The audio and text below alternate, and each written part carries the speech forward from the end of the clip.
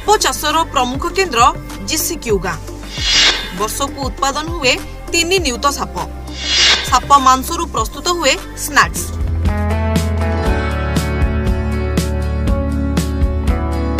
शिल्प पलटि साप चाष। गाँर 90% लोक साप चाष करती। साप चमड़ा और विषरू रोजगार करती और परिवार प्रतिपोषण हुए। तेबे गणमाध्यम द्वारा सापग्राम नाम नामित एही सापर गाँ जीसीक्यू। साप चाषरे चाइनार प्रमुख केन्द्र भाव में प्रसिद्ध जीसीक्यू गाँ।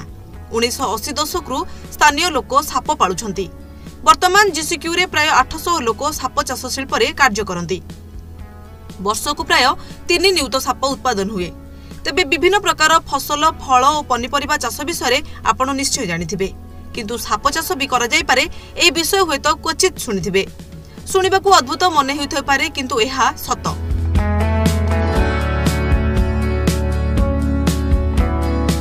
चीन रो एक छोट गाँव में एभली विषाक्त साप चाष करा जाय। सापर भयंकर प्रवृत्ति को नहीं साधारण रे अनेक उदाहरण रही, किंतु जीसीक्यू गाँव में साप को नहीं लाभजनक चाष करा जाय। जीसीक्यू चीन रो एक छोट गाँ। ए गाँर जनसंख्या 1000 रु अधिक। एठारे बसवास करुवा प्राय समस्ते साप चाष भली एक अद्भुत चाष करती। साप चाष पई ए गाँ सारा विश्व रे प्रसिद्ध। विषधर तथा भयंकर मन हेउथबा विभिन्न प्रजातिर सापर प्रजनन ए जीसीक्यू गाँव में करा जाय थाए।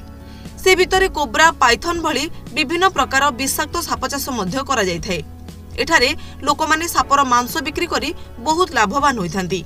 जेहेतु चाइना रे साप मांसर अधिक चाहिदा रही, तेणु ए गाँव में साप चाष करा जाय। केवल मांसर नुहे गाँ लोक माने मध्य सापर विष बिक्री करी भल रोजगार करिथांती। उल्लेखनीय विषय होछि साप मांसरू स्नैक्स प्रस्तुत करा जाय बिक्री करा जाय।